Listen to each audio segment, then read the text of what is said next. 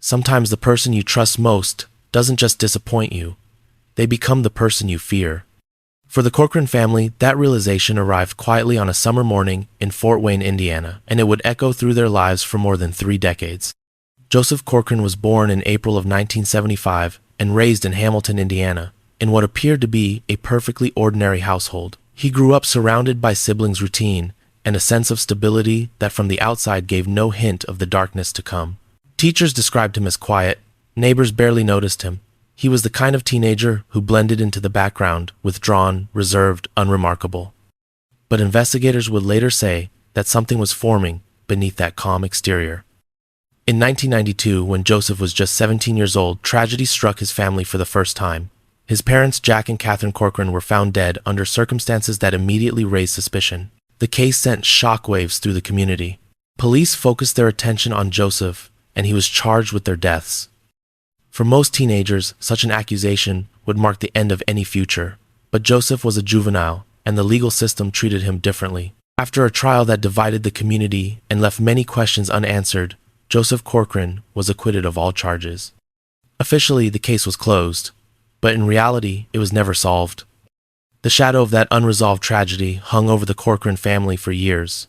5 years later, in July of 1997, Joseph was living in Fort Wayne with his brother James and his sister Kelly. The household also included Kelly's fiancé Robert Scott Turner, along with 2 friends Timothy Bricker and Douglas Stillwell. On the surface, it was a functional living arrangement, but behind closed doors, tensions were growing. Kelly was planning her future. Marriage meant change, and change meant Joseph would soon need to find somewhere else to live. For someone who had already lost so much stability, the idea of being displaced again may have felt like betrayal. On a summer night, Joseph awoke to voices downstairs. Later, he would tell investigators that he believed the men were talking about him. Whether those voices were real or the product of a deteriorating mind remains uncertain. What mattered was what Joseph believed in that moment. Something snapped. Joseph retrieved a rifle. He walked downstairs, and within moments, 4 lives were erased. James Corcoran, Robert Scott Turner, Timothy Bricker, Douglas Stillwell. The violence was fast-controlled and methodical. No warning, no chance to escape. 4 people who had been alive just moments earlier were suddenly gone. Joseph didn't flee. He didn't attempt to hide what he had done. Within hours, he walked into the Fort Wayne Police Department and calmly confessed. Officers later said the most unsettling part wasn't the confession itself, it was Joseph's demeanor. There was no visible panic, no emotion, just a flat acknowledgement of what had occurred. In 1999, Joseph Corcoran stood trial for 4 counts of murder. This time there was no ambiguity. Forensic evidence tied the weapon directly to him. Witness testimony placed him at the scene. His own statements removed any remaining doubt. The jury unanimously recommended the death penalty. Under Indiana law, multiple murders qualified as an aggravating circumstance, severe enough to warrant capital punishment. The court imposed the sentence without hesitation. Joseph Corcoran was sent to death row. For the next 25 years, he remained there. During that time, his mental state became a central focus of repeated appeals. Defense attorneys argued that Joseph suffered from severe mental illness, specifically paranoid schizophrenia. Medical evaluations revealed disturbing delusions. Joseph claimed prison guards were using ultrasound devices to force him to speak against his will. At one point, he refused a plea deal unless doctors would surgically remove his vocal cords. Doctors testified that his grip on reality was fragile at best. Yet the courts continued to uphold his sentence. The Indiana Supreme Court reviewed Joseph's case 7 separate times. The United States Supreme Court declined to intervene on 3 occasions. The legal question was not whether Joseph was mentally ill, it was whether he understood the nature of his punishment. Indiana law required only that an inmate be competent enough to understand why they were being punished, not that they be free from delusion. By 2024, Indiana had not carried out an execution in 15 years. Drug shortages and pharmaceutical refusals had effectively placed capital punishment on hold. But that summer, state officials announced they had secured a new supply of pentobarbital. Executions would resume. Joseph Corcoran's name sat at the top of the list. His execution date was set for the 18th of December 2024, just days before Christmas. Even within his own family, the decision divided opinions. His sister, Kelly Ernst, who had lost both her brother James and her fiancé in the 1997 killings, publicly opposed the execution. She believed Joseph was too mentally ill to be fully accountable. Even the original prosecutor later questioned whether execution was the right outcome. But the state moved forward. In the early hours of December 18, Joseph Corcoran was administered a single dose of pentobarbital at Indiana State Prison in Michigan City. He was pronounced dead at 1:44 a.m. His last meal was ice cream from Ben & Jerry's. His final words were simple, flat, almost resigned. Not really. Let's get this over with. His execution marked the end of Indiana's 15-year moratorium on capital punishment and reopened a debate that still hasn't been resolved. Was justice served, or did the system execute a man who had long since lost his grasp on reality? For the Corcoran family, the tragedy that began in 1992 ended more than 30 years later in an execution chamber. But the questions surrounding Joseph Corcoran's life and death remain unanswered. Some killers explode in a single moment of rage. Others move quietly unnoticed for years. William Clyde Gibson III belonged to the second category. Born in October of 1957 inches, Raleigh, North Carolina, Gibson was the youngest of 4 children. When he was just 2 years old, his family relocated to New Albany, Indiana, settling into a working-class neighborhood near the Ohio River. His father worked as a foreman for a tree trimming company. His mother held a steady job as a cashier at Sears. By all outward appearances, Gibson's childhood was stable. He later claimed he experienced no abuse, no neglect, no trauma severe enough to explain what he would eventually become. Teachers remembered nothing remarkable about him. Neighbors recalled a quiet boy who grew into a large, imposing man with a handlebar mustache and a presence that drew attention in bars across southern Indiana. But beneath that ordinary exterior, something was already wrong. In the late 1980s, Gibson was convicted of attempted assault after targeting a woman in a disturbing encounter that foreshadowed the violence to come. He served time and was eventually released, evaluated by the system as unlikely to offend again. The assessment would prove catastrophically wrong. For years, Gibson drifted between jobs and relationships. He became a familiar face in dive bars along the Indiana-Kentucky border, striking up conversations with women who had no idea who they were sitting beside. He drank heavily. He watched. He waited. His first confirmed victim was Karen Hodella. Karen was a 44-year-old woman from Port Orange, Florida. On the 10th of October 2002, Gibson's birthday, the two met at a bar in Jeffersonville, Indiana. They spent the night drinking, moving between bars, and eventually ended up in Gibson's car in the parking lot of a New Albany apartment complex. An argument broke out. Karen accused Gibson of stealing her prescription medication. The confrontation turned violent. Gibson punched her in the face. Then he pulled out a pocket knife and stabbed her repeatedly in the throat. The attack was sudden and vicious. Karen never had a chance. Gibson drove around with her body for hours before dumping it along Emery Crossing Road near the Ohio River. Her remains were not discovered until January of 2003. Even then, identification required fingerprints, DNA analysis, and tattoos. The case went cold. For nearly a decade, William Clyde Gibson walked free.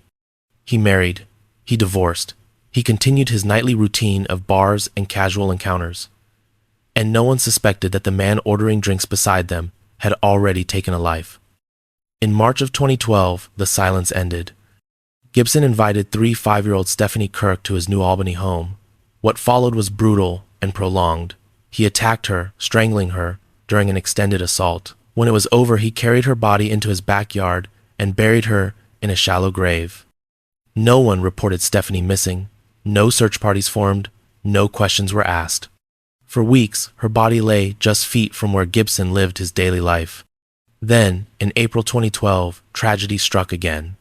Christine Whitus, a 75-year-old woman who had been best friends with Gibson's late mother, stopped by his home for what she believed was a friendly visit.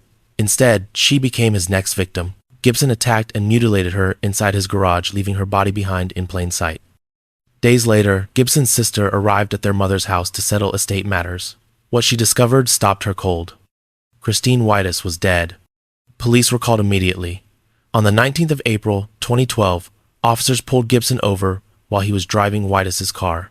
Initially detained on suspicion of intoxicated driving, the investigation quickly escalated. During questioning, Gibson's composure collapsed. He confessed, not only to Christine Whitus's murder, but also to the decade-old killing of Karen Hodella. Then he revealed the location of Stephanie Kirk's grave, leading investigators to the decomposing remains buried in his backyard. Prosecutors moved swiftly. Gibson was charged with 3 counts of murder. The state sought the death penalty for the Whitus and Kirk cases. The trials were separated, but the outcome was never in doubt. Forensic experts testified to DNA matches and autopsy findings. Gibson's own confessions were played in court, his voice flat, emotionless, as he described ending lives. In October 2013, a Floyd County jury convicted Gibson of murdering Christine Whitus. Deliberations took less than 20 minutes. He was sentenced to death. When the judge handed down the sentence, Gibson's response was chilling.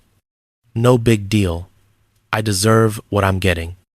In 2014, Gibson pleaded guilty to Stephanie Kirk's murder and received a second death sentence. For Karen Hodella's murder, he accepted a plea deal resulting in a 65-year prison term with the condition that the case could not be used as an aggravating factor in his death penalty trials. Even behind bars, Gibson continued to disturb investigators. He claimed responsibility for as many as 30 murders across multiple states, though none were confirmed. In interviews from death row, he described dismemberment and hinted at cannibalism. Authorities never substantiated those claims, but the statements only deepened the fear surrounding him. His appeals were denied one by one. Defense attorneys argued that a traumatic brain injury from a 1,991 car accident had affected his mental state. Medical experts found no evidence to support the claim. Today, William Clyde Gibson III remains on Indiana's death row, one of the longest-serving condemned inmates in the state's capital punishment system. His case stands as a stark reminder that some predators don't hide in shadows. They blend in, they drink beside you, they laugh at the bar, and when the opportunity appears, they strike. For the families of Karen Hodella, Stephanie Kirk, and Christine Whitus, justice was delivered in a courtroom, but peace remains elusive. Sometimes, tragedy doesn't begin with hatred. Sometimes it begins with a favor. One officer agreeing to cover a shift, one young man making a single irreversible choice, and an entire community left forever broken. Benjamin Ritchie was born in May of 1980 and grew up in the Indianapolis area under circumstances stacked against him from the very beginning. His mother struggled with substance use during pregnancy, and years later, medical experts would confirm that Benjamin suffered from partial fetal alcohol syndrome. He had also been exposed to environmental toxins that impaired his cognitive development. These conditions affected his ability to control impulses, process consequences, and make sound decisions, limitations that followed him throughout his childhood. By his teenage years, Benjamin had already accumulated a record of minor offenses. In 1998, at just 18 years old, he was convicted of burglary and placed on probation. The court viewed it as an opportunity, a final chance to redirect his life before it was too late. But on the night of the 29th of September, 2000, that chance disappeared. Officer William Tony Toner of the Beech Grove Police Department wasn't supposed to be working that evening. He had just finished dinner at home with his wife Dee Dee and close friends, a weekly routine filled with comfort and familiarity. They watched Jeopardy!, laughed, and enjoyed the quiet rhythm of a life built around service and family. But when a fellow officer needed to leave town early for a family trip, Tony didn't hesitate. He agreed to cover the final hour of the shift. It was the kind of decision that defined who he was. A devoted husband, a father of 2, a police officer who believed in doing the right thing. Around that same time, Benjamin, Ritchie, and 2 accomplices spotted a white van at a gas station in Beech Grove. Without hesitation, they stole it and disappeared into the night. The theft was reported, immediately triggering an alert to local law enforcement. Roughly 2 hours later, Officer Matthew Hickey spotted the stolen van while responding to an unrelated call. He confirmed the vehicle through dispatch and initiated pursuit. Soon he was joined by Sergeant Robert Mercer and Officer William Toner. The chase wound through residential streets. Eventually, one of Ritchie's accomplices fled on foot and was quickly apprehended. Benjamin, however, ran in the opposite direction, vanishing into the darkness. Tony followed. On foot through backyards and narrow spaces between homes, the pursuit continued until Benjamin found himself cornered. Desperate and panicked, he pulled out a handgun and fired. 4 shots rang out, All four struck Officer Toner. The young officer collapsed, mortally wounded. Benjamin fled, leaving him bleeding on the ground. Despite rapid response from backup officers and paramedics, it was too late.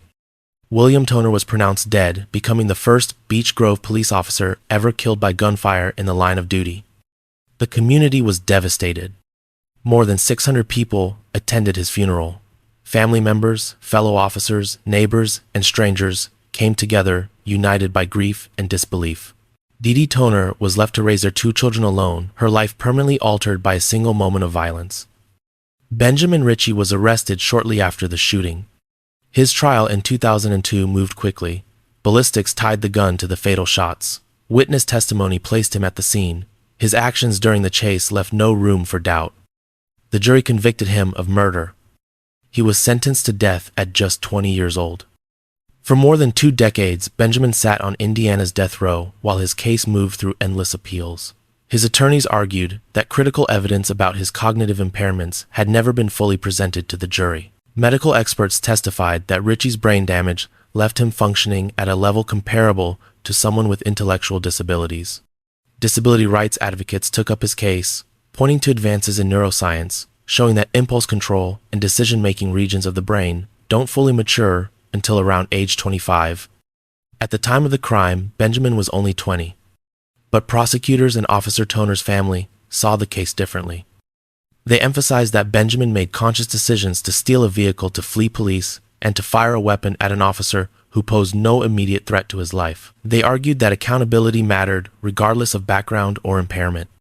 In April 2025, the Indiana Supreme Court set an execution date for May 20. Governor Mike Braun, following a unanimous recommendation from the parole board, denied clemency. In his final hearing, Benjamin Ritchie apologized. His voice shook as he expressed remorse and asked for forgiveness. But the parole board cited his extensive disciplinary record in prison, including threats of violence, as evidence that he remained a danger. Shortly after midnight, on the 20th of May, 2025, Benjamin Ritchie was executed by lethal injection at the Indiana State Prison. He was pronounced dead at 1:46 a.m. His last meal was the tour of Italy from Olive Garden, fettuccine alfredo, lasagna, and chicken parmesan. His final words were a message of love to his family, along with a hope that they would find peace. His attorney later described a disturbing moment during the execution when Ritchie appeared to lift violently from the gurney after the drugs were administered. Whether it was pain or a physical reaction remains unknown. No independent media witnesses were allowed to observe the procedure. The execution marked Indiana's second in 6 months, a clear signal that the state's return to capital punishment was no longer symbolic. For Officer Toner's family, it brought a measure of closure. For Benjamin Ritchie's supporters, it represented a failure to fully account for mental disability and human development. One violent moment had destroyed countless lives: the man who pulled the trigger, the officer who died doing his job, and the families left behind to carry the weight forever. Some crimes are so violent that even decades of imprisonment can't erase their echo. For the family of Stacey Payne, justice would take 24 long years, and even then, it would come with controversy. Roy Lee Ward grew up in southern Indiana, carrying burdens most people never see.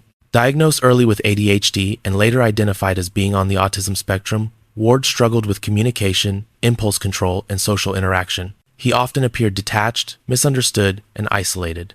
As he grew older, those struggles deepened, but meaningful mental health intervention never came. By adulthood, Ward had developed patterns of behavior that alarmed those around him. Yet nothing prepared the community of Dale, Indiana for what happened next. On the 11th of July, 2001, 15-year-old Stacey Payne was home alone. It was a quiet summer afternoon in Spencer County, the kind of day where nothing feels dangerous. Stacey was an honor student, a cheerleader, active in band and student council, and deeply loved by her family. She was getting ready to leave for her part-time job at Jenks Pizza. Then there was a knock at the door. Standing on the porch was Roy Ward. He told Stacey he was looking for a lost dog. It was a simple lie, and it worked. Stacey let him inside. What happened next unfolded with shocking brutality. Ward attacked Stacey almost immediately. He struck her repeatedly with a 5-pound dumbbell, delivering blow after blow. When she fell, he pulled out a knife and stabbed her multiple times. Stacy's younger sister was elsewhere in the house. Hearing screams, she ran to a phone and dialed 911. Police arrived within minutes.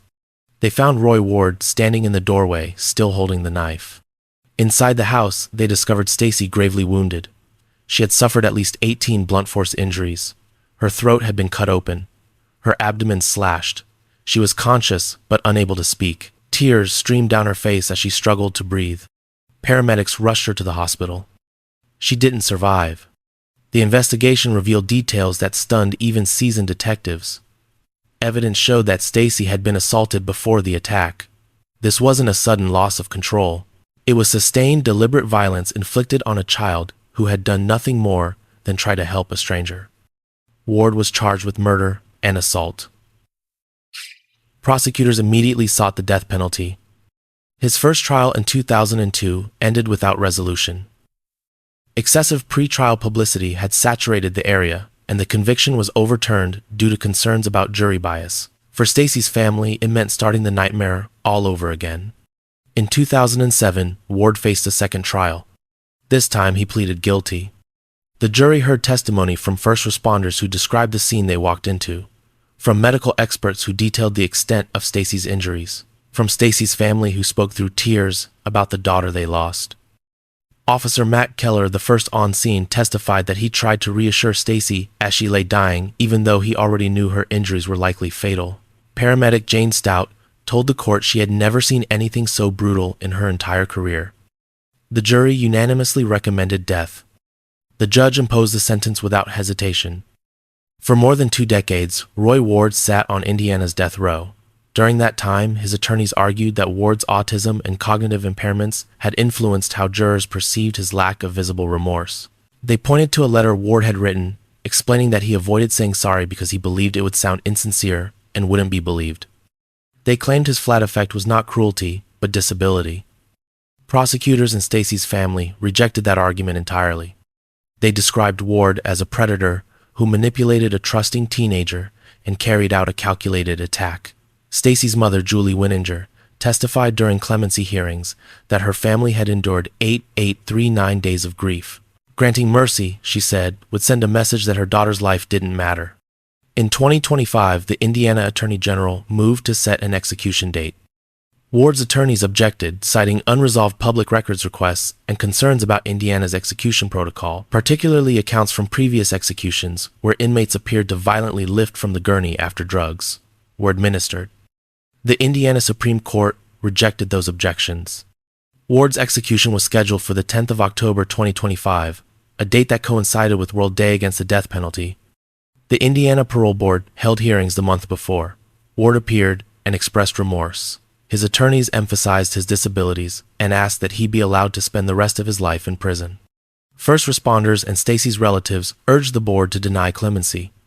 The vote was unanimous. Governor Mike Braun announced he would allow the execution to proceed. Shortly after midnight on the 10th of October 2025, Roy Lee Ward was executed by lethal injection at Indiana State Prison. He was pronounced dead at 12:33 a.m. His last meal was extensive steak melt, hamburger, fried shrimp, baked potato, chicken Alfredo, and breadsticks. His final words were delivered through his spiritual advisor, Deacon Brian Nosbush, reading a prepared statement.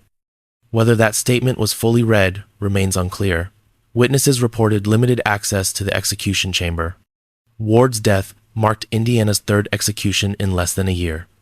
For Stacy Payne's family, it brought a sense of closure, though they acknowledged nothing could ever bring their daughter back. For disability rights advocates, it represented a deeply troubling moment in the ongoing debate over mental disability and capital punishment. Roy Ward's case became a focal point in that debate. Where does accountability end, and where should compassion begin? When a parent disciplines a teenager, the expectation is anger, maybe a slammed door, maybe silence. No one imagines it will end in slaughter. Raymond Childs III was born in October of 2003 and raised in Indianapolis, Indiana. His father, Raymond Childs Jr., was a local music producer, the founder of Just Real Records, a man known in the community for supporting young artists trying to find their way. The family lived in a modest home on Adams Street on the city's east side, in a neighborhood where people looked out for one another. But behind the walls of that house, life was far from stable. Court testimony later revealed that Raymond III grew up witnessing domestic violence. He was exposed to repeated trauma involving his mother and her partner's experiences that shaped his emotional development in ways few could see. Psychological evaluations described him as below average intellectually, with limited ability to process emotions, regulate anger, or express distress in healthy ways. Still, he was a teenager, and on the surface, nothing about that night seemed unusual. On the 23rd of January 2021, 17-year-old Raymond III took his father's vehicle without permission and stayed out past curfew. When he returned home after midnight, his father confronted him. Raymond Jr. made it clear there would be consequences, discipline to be handled later. It was a normal parental response. But Raymond III didn't wait to face it. In the early hours of January 24, while the household slept, he retrieved a Draco 7.62 firearm from inside the home. What followed was not chaotic, it was methodical. He moved room to room. His father, Raymond Jr., was first, 42 years old. According to the only survivor, Raymond Jr.'s final words were not anger, but remorse. "I'm sorry, Raymond. I love you." The words changed nothing. Raymond III then killed his stepmother, Kaiser Childs, also 42. Next, his older brother Elijah, 18 years old. Then his 13-year-old sister, Rita. He continued. Elijah's girlfriend, Kiara Hawkins, 19 years old, was in the house. She was pregnant, just 1 week away from giving birth to a baby boy. Raymond III ended her life as well. Her unborn son, later named Chaos Hawkins, was counted among the victims. 6 lives were extinguished in minutes. But the massacre wasn't over. Raymond's 15-year-old brother, Xavier, woke to the sound of gunfire and tried to escape. Raymond III chased him through the house and cornered him in a hallway. Xavier begged for his life. He pulled $44 from his pocket, all the cash he had, and offered it in desperation. Raymond III said nothing. He raised the gun and fired. The first shot struck Xavier's leg. He collapsed. The second shot hit him again. Believing his brother was dead, Raymond III left. But Xavier was still alive. Bleeding and in agony, he crawled out of the house and onto a neighbor's porch. When help arrived, he could barely speak, but he managed to say the words that would define the case. He shot them all. When police entered the Adams Street home, they found a scene of unimaginable carnage. Bodies lay throughout the house. Each victim had been shot at close range. It was later described as the deadliest mass shooting Indianapolis had seen in over a decade. Raymond III fled immediately. He was arrested the next day at a relative's home in Plainfield. Family members had already secured the murder weapon and turned it over to police, helping investigators piece together what had happened. He was charged with 6 counts of murder, 1 count of attempted murder, and 1 count of unlawful possession of a handgun. His first trial in July 2024 ended abruptly in a mistrial. During proceedings, a grieving family member shouted from the gallery, unable to contain their anguish. "Why did you do it, Raymond?" The judge ruled the emotional outburst had compromised the trial. A second trial was scheduled. In October 2024, prosecutors presented overwhelming evidence, ballistics reports, forensic analysis, Xavier's testimony, and interviews conducted after Raymond's arrest.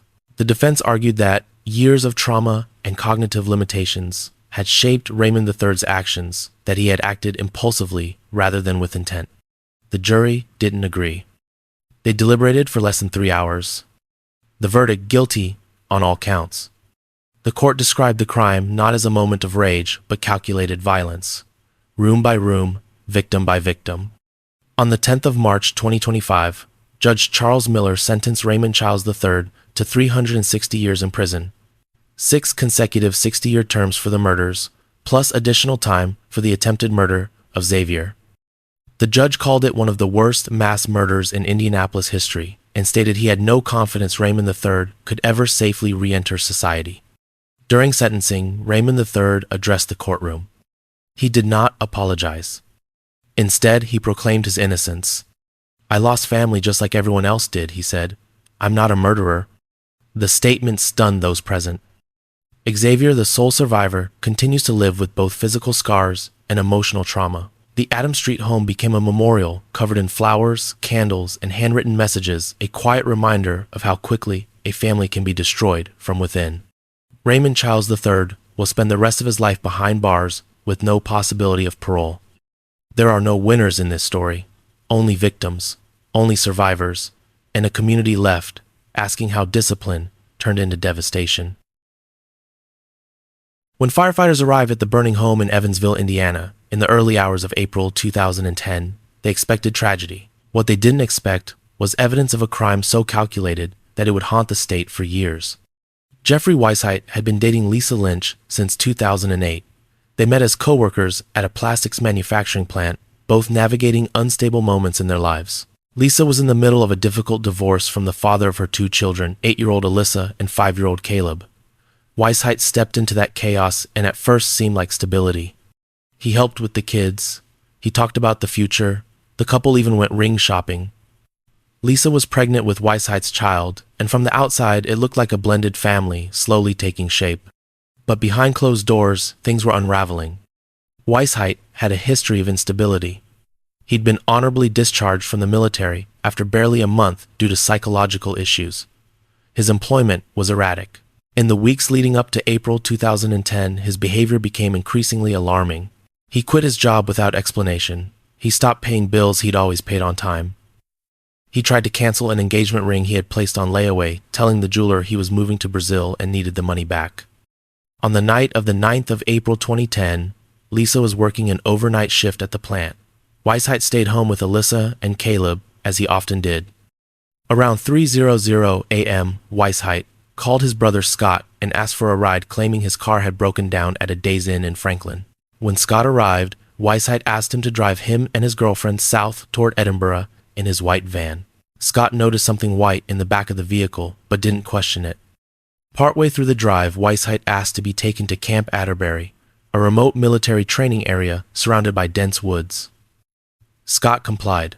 When they reached a gravel turnaround deep in the forest, Weishaupt told Scott he could leave. Scott drove away unaware of what had already happened.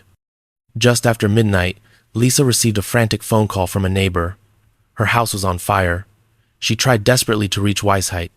Calls went unanswered. Texts ignored. She contacted OnStar, which located Weishaupt's vehicle, and reached him, but he refused to take Lisa's call. Panicked, Lisa rushed home with the help of a coworker. By the time she arrived, the house was fully engulfed. Firefighters had been battling the blaze for hours. Weishaupt's car was gone, and the children were still inside. At 7:45 a.m., firefighters discovered Caleb's remains. He was found face down on a burned mattress, bound with duct tape, in what the coroner described as a hog-tied position. A washcloth had been duct taped into his mouth. Road flares were found on the mattress and even inside his clothing. Alyssa's body wasn't found until later that afternoon. She had been hiding in a bedroom closet, curled into a fetal position. Both children died from smoke inhalation. It was immediately clear this wasn't an accident. Police tracked Weishaupt using OnStar and located him in Covington, Kentucky, after a high-speed chase exceeding 100 miles per hour. Inside his vehicle, officers found more than $4, 0 inches cash money Weishaupt had withdrawn before the fire. All of his personal belongings had been removed from the house beforehand. During questioning, Weishaupt denied setting the fire. He blamed faulty electrical work. When confronted with the duct tape and road flares, he accused first responders of planting evidence, a claim investigators found absurd. Forensic experts determined the fire had been deliberately set using road flares as an accelerant. The restraints on Caleb showed clear premeditation. Weishaupt's actions before the fire, quitting his job, withdrawing money, removing possessions, fleeing the state, painted a chillingly calculated picture. His trial took place in 2013 after being moved due to extensive media coverage. Prosecutors presented weeks of forensic evidence testimony from firefighters, investigators, and Lisa herself. The defense argued the state couldn't prove intent, suggesting the fire might have been accidental. The jury deliberated just over 2 hours. They returned guilty verdicts on 2 counts of murder and 1 count of arson. Days later, they unanimously recommended the death penalty. In July 2013, Jeffrey Weishaupt was sentenced to death.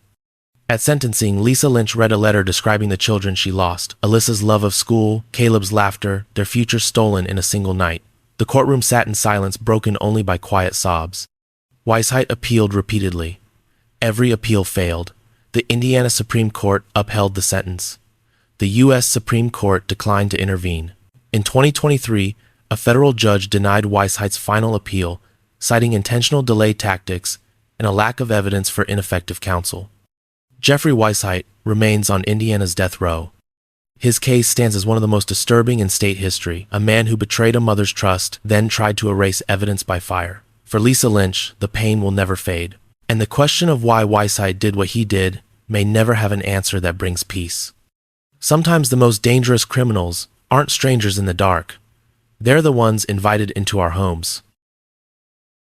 Not all killers pull the trigger. Some are accused of pulling strings.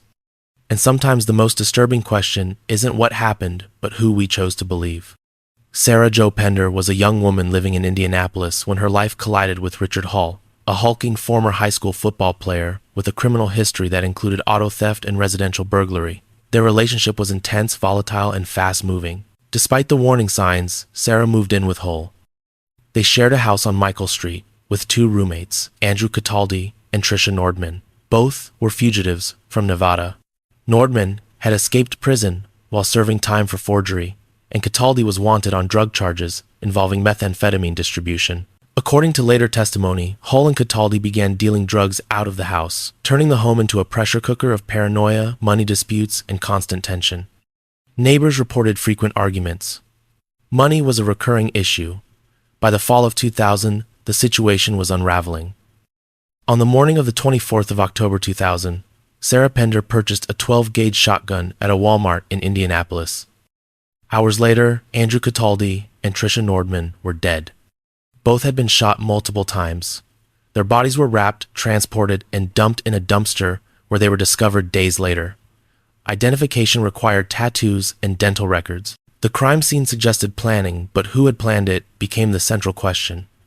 Police quickly focused on Sarah and Richard Hull.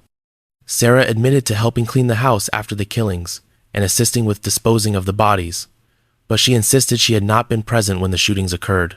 She claimed she had gone for a walk and returned to chaos. Hull panicked the victims already dead, insisting she helped cover it up. Hull told a different story. He claimed Sarah had manipulated him, that she wanted the roommates gone, that she orchestrated everything while he acted on her direction. The prosecution's case hinged on a single piece of evidence, a handwritten letter allegedly written by Sarah from jail, confessing to planning the murders. Hull's attorney turned the letter over to investigators. Prosecutors treated it as the smoking gun. During trial in 2002, Deputy Prosecutor Larry Kales painted Sarah as a master manipulator, a woman who didn't need to kill with her own hands because she controlled others psychologically. He compared her to Charles Manson. The nickname stuck. Media outlets labeled her the female Charles Manson. But there were problems. There was no physical evidence placing Sarah at the moment of the killings, no fingerprints on the weapon, no eyewitnesses who saw her pull the trigger. The state leaned heavily on the letter and on testimony from a jailhouse informant named Floyd Pennington, who claimed Sarah had confessed details of the crime to him while incarcerated. The jury convicted Sarah Pender of 2 counts of murder. She was sentenced to 110 years in prison. Richard Hull pleaded guilty, admitted to being the shooter, and initially received 75 years. Later, after admitting he had forged evidence, his sentence was increased to 90 years, still significantly less than Sarah's. Almost immediately, cracks appeared in the case. In 2003, Hull signed an affidavit recanting his testimony. He admitted he had acted alone. He confessed that the letter attributed to Sarah was a forgery written by another inmate after studying samples of her handwriting. He said he framed her to shift responsibility and reduce his own punishment. Years later, more issues surfaced. Floyd Pennington, the jailhouse informant, appeared on a list of inmates who had received benefits, including early release and special privileges, in exchange for testimony in multiple cases. His credibility collapsed. Most stunning of all, Larry Kales, the very prosecutor who sent Sarah to prison, publicly stated years later that he now believes she was innocent. He said he had never seen a case unravel like this. But Sarah's story didn't end there. In August 2008, she escaped from Rockville Correctional Facility with the help of prison guard Scott Spittler, with whom she had been having a secret relationship. Spittler smuggled in civilian clothes and a cell phone. Sarah changed in the prison gym, walked out, and vanished. For 4 months, she lived under the name Ashley Thompson in Chicago. She worked odd jobs, cut and dyed her hair, and tried to gather enough money to flee the country. She became a featured fugitive on America's Most Wanted and was placed on the FBI's Most Wanted list. Eventually, a man she had been seeing recognized her from television coverage and contacted authorities. Sarah was captured in December 2008 and returned to Indiana. She received an additional 6 years for escape and spent nearly 5 years over 1700 days in solitary confinement. Prison officials claimed she was too manipulative for general population. Sarah described it as psychological torture. Scott Spittler was fired, convicted, and sentenced to 7 years. His marriage collapsed. Others involved in the escape also went to prison. In the 2022, Sarah's case gained national attention. Georgetown University's Making an Exoneree program began investigating her conviction. Law students uncovered irregularities, forged evidence, and unreliable testimony. Even the trial judge later expressed concern. In December 2024, Sarah appeared before a Marion County judge seeking sentence modification. Now, in her mid-40s, having served over 2 decades behind bars, she asked for mercy. She acknowledged responsibility for helping cover up the crime but argued that 110 years for murder she didn't commit was unjust. Her projected release date remains 2054. Whether Sarah Jo Pender is guilty or innocent remains one of Indiana's most controversial questions. Her story forces an uncomfortable truth into the open. Sometimes the justice system doesn't just decide what happened, it decides who we believe. When patients began dying at a small-town hospital in Indiana, no one wanted to believe the truth. Hospitals are places of healing. Nurses are trusted with life. But sometimes, the most dangerous predator is the one wearing scrubs. Orville Lynn Majors was born in April of 1961 inches Linton, Indiana, a quiet town of fewer than 6,000 people. As a teenager, he helped care for his elderly grandmother. That experience, he later said, inspired him to become a nurse. In 1989, he graduated from the Nashville Memorial School of Practical Nursing and took a job at Vermilion County Hospital in Clinton, Indiana. At first, Majors appeared to be exactly what the hospital needed. He was attentive, soft-spoken, especially popular with elderly patients. Supervisors praised his bedside manner. Families trusted him. To everyone around him, Orville Majors looked like a compassionate caregiver, devoted to easing suffering. But numbers don't lie. Before Majors returned to Vermilion County Hospital in 1993, the 56-bed facility averaged around 26 patient deaths per year, a normal rate for a rural hospital serving an aging population. After Majors came back, the death rate exploded. More than 100 patients began dying each year. Nearly 1 out of every 3 people admitted to the hospital didn't survive. Administrators noticed troubling patterns. Patients who had been stable, even improving, would suddenly crash when Majors was on duty. Some died from unexplained cardiac arrests. Others developed fatal complications that hadn't existed at admission. Nurses reported seeing Majors enter rooms shortly before codes were called. The most damning statistic emerged during the investigation. When Orville Majors was working, a patient died every 23 hours. When he was off duty, a patient died every 551 hours. A patient was 42 times more likely to die when Majors was on shift. In March 1995, an anonymous letter was sent to state health officials and local media directly accusing Orville Majors of killing patients. The Indiana State Department of Health and Indiana State Police launched a massive investigation, one of the largest in state history. Over the next 2.5 years, investigators exhumed 15 bodies. Medical experts conducted extensive forensic examinations. Nursing audits revealed that during a 22-month period, Majors had been on duty for 130 of the 147 deaths that occurred at the hospital. The Indiana State Nursing Board suspended his license in December 1995, concluding that he had exceeded his authority by administering emergency drugs without physician supervision and working in intensive care settings. Illegally, the hospital terminated him. Criminal charges soon followed.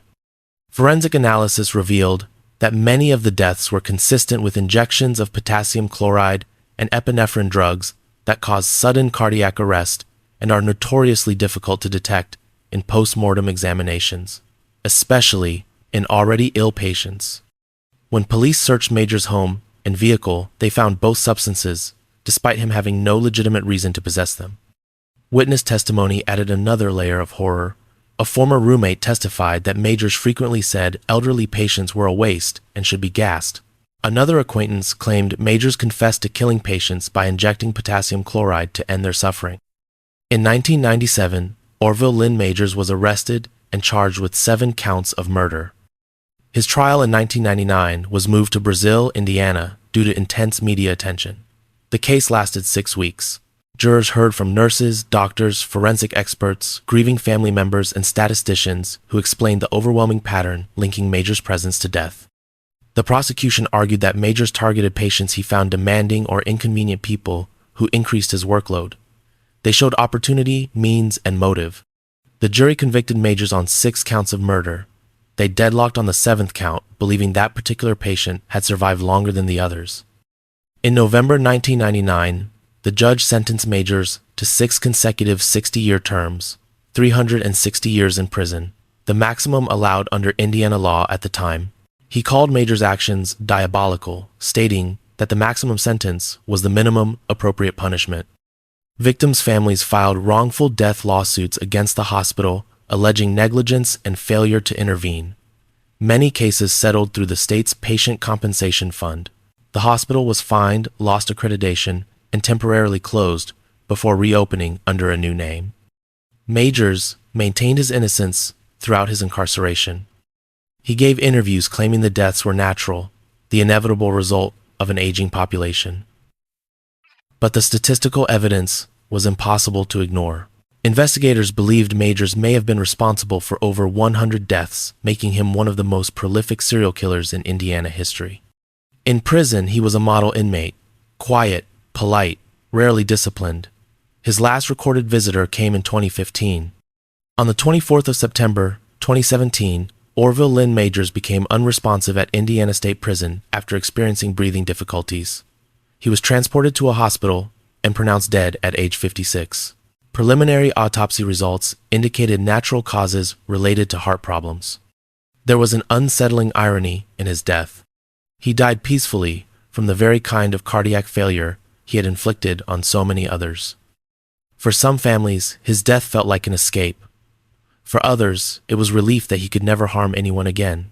His case led to sweeping reforms in Indiana healthcare oversight, including stricter monitoring of unexpected deaths and tighter controls on medication access. Orville Lynn Majors proved a terrifying truth. Sometimes monsters don't stalk alleys. They walk hospital halls. They smile, and they kill in silence. The headlights went out without warning. On a dark rural road in Indiana, a young college student pulled her car to the shoulder, confused and frightened. She had no way of knowing that what looked like a mechanical failure wasn't an accident at all. It was the final step in a plan already set in motion. Michael Dean Overstreet grew up in rural Indiana, remembered by those who knew him as withdrawn and troubled. He met Melissa Holland in high school, and at first, he seemed protective, even comforting. He helped her avoid bullies. He made her feel safe. They married young. But the man Melissa married wasn't the man she thought she knew. Over time, Michael's behavior grew darker. He became obsessed with knives, carrying them constantly, and practicing with them daily. His mood shifted without warning. Rage surfaced suddenly. Melissa later told investigators that living with him felt like walking through a house filled with tension, always waiting for something to break. Hoping structure might help him, Michael briefly enlisted in the U.S. Marines. He was discharged after just 1 month due to psychological problems. Back in Indiana, his life unraveled further. He drifted between construction jobs and unemployment. His mental state deteriorated. He developed a fixation on violent crime, especially cases involving young women. Melissa noticed that he watched news coverage obsessively, memorizing details, knowing which channels would break updates first. On the evening of the 26th of September 1997, 18-year-old Kelly Eckhart finished her shift at Walmart in Franklin, Indiana. She was a freshman at Franklin College, balancing school with part-time work. She was known as bright, kind, and responsible, someone with a future everyone believed in. As she drove home, along a dark stretch of road near Bogstown, her headlights suddenly failed. Kelly pulled over. What she didn't know was that her car had been deliberately struck from behind. Michael Overstreet had bumped her vehicle just hard enough to damage it, but not hard enough to cause serious injury. Enough to make her stop. When Kelly stepped out to inspect the damage, Michael was already there. He forced her into his white van at gunpoint and drove her toward Camp Atterbury, a vast remote military training area surrounded by dense woods. Along the way, Michael called his brother Scott and asked for help, claiming his van had broken down. When Scott arrived, Michael asked him to give a ride to Edinburgh for himself and his girlfriend. Scott noticed something white in the back of the van but didn't investigate. Michael directed Scott deep into Camp Atterbury to a gravel turnaround far from roads or buildings. Once there, he told Scott he could leave. Scott drove away, unaware of what was about to happen. Alone in the woods, Michael assaulted Kelly. He then strangled her, using her own shoelace and a strap cut from her overalls. He shot her once in the forehead. Her body was left in a ravine hidden among the trees. Kelly's car was found the next morning abandoned on the roadside, with the keys still in the ignition and the lights on. Her mother, Connie Sutton, knew instantly something was wrong. Kelly would never leave her car like that. A massive search began. On September 30, Kelly's body was discovered in Brown County. She was found naked with clear signs of assault and violence. The community was shattered. For weeks, the case seemed unsolvable. Then, on the 6th of November, 1997, Scott Overstreet came forward. Troubled by what he had learned, he told police about the strange request his brother had made the night Kelly disappeared. He led investigators to the gravel turnaround at Camp Atterbury. Searchers found Kelly's glasses, pager necklace, hair scrunchie, and remnants of clothing scattered in the area. Police executed search warrants at Michael's home and van. They found a hand-drawn map of Camp Atterbury. Fibers from a blanket in the van matched those found on Kelly's clothing. Carpet fibers matched as well. The height of the van's bumper matched the damage on Kelly's car perfectly. DNA evidence sealed it. Michael Overstreet was arrested and charged with murder, assault, and criminal confinement. Melissa cooperated fully. She told investigators about Michael's obsession with knives, his fixation on the news, and the night he came home with blood on his clothes, claiming he had hit a dog. At trial in 2000, Scott testified against his own brother. Kelly's family endured graphic testimony, describing her final moments. The jury convicted Michael on all counts and unanimously recommended the death penalty. Michael Overstreet was sent to death row. But over the years, his mental condition deteriorated dramatically. Prison psychiatrists diagnosed him with severe paranoid schizophrenia. He suffered from delusions and hallucinations so intense that doctors concluded he could not rationally understand why he was being executed or what the punishment meant. In 2014, after extensive hearings, a judge ruled that Michael Overstreet was mentally incompetent to be executed under U.S. Supreme Court precedent. The death sentence remained, but the execution was suspended indefinitely. Kelly Eckhart's mother disagreed, believing Michael exaggerated his illness to escape punishment.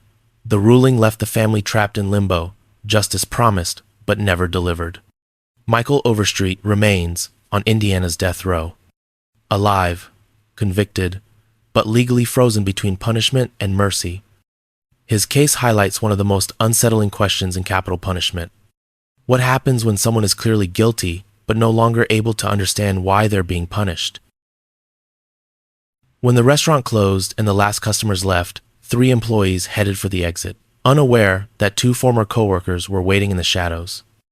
Eric D. Holmes was 21 years old in 1989, working a minimum wage job at a Shoney's restaurant in Marion County, Indiana. It wasn't glamorous work, but it paid the bills. On his final day of employment, Eric got into a heated argument with a coworker, Amy Foy. The dispute escalated quickly, and management terminated him on the spot. Eric left angry, humiliated, and furious.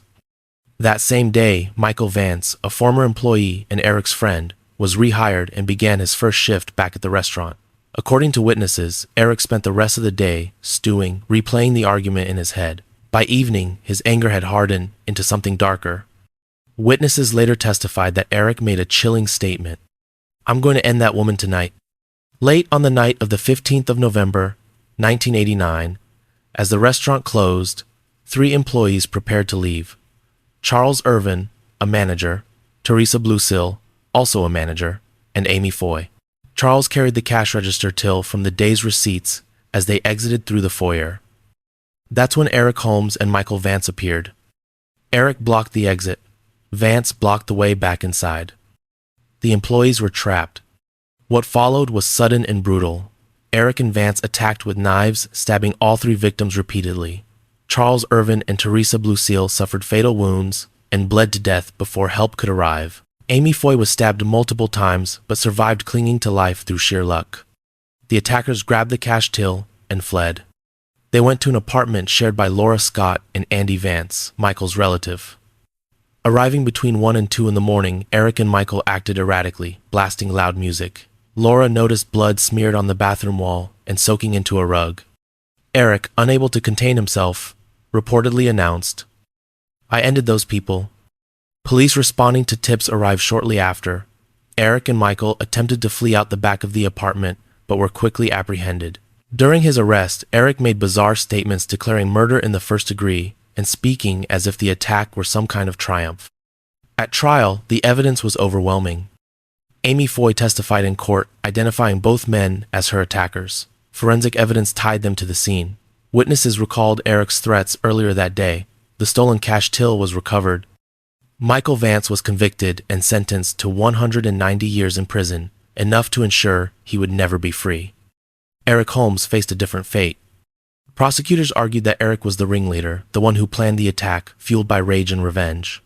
They pointed to his explicit threats against Amy as proof of premeditation.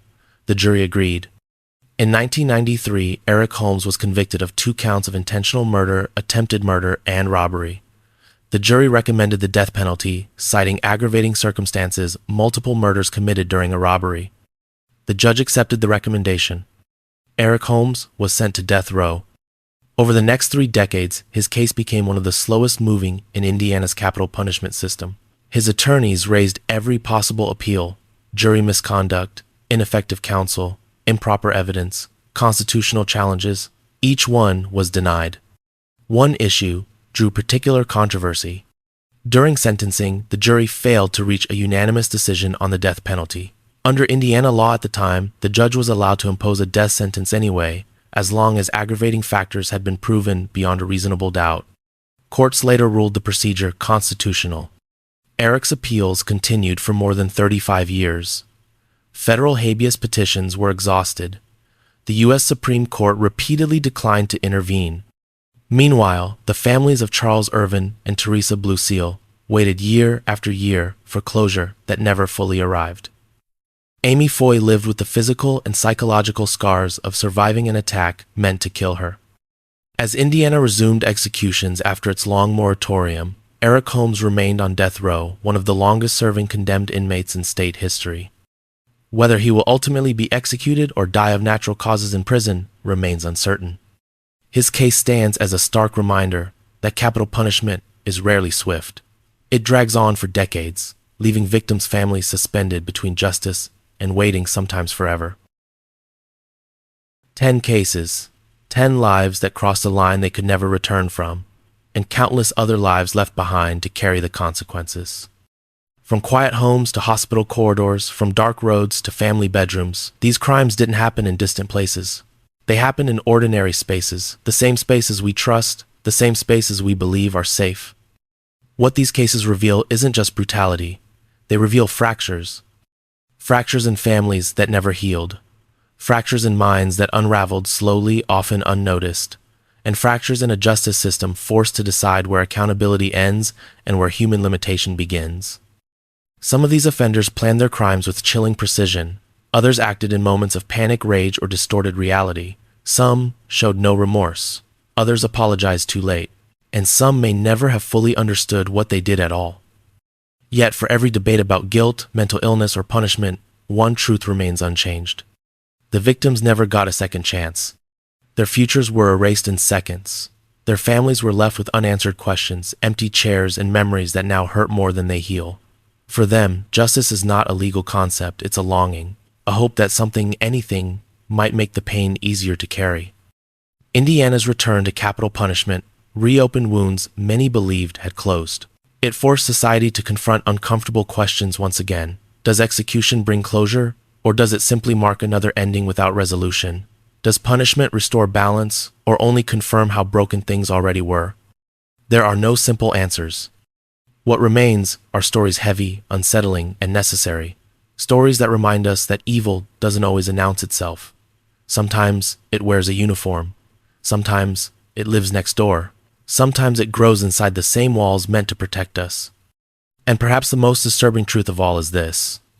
Justice, no matter how severe, can never undo what's been done. It can only decide how we live with it.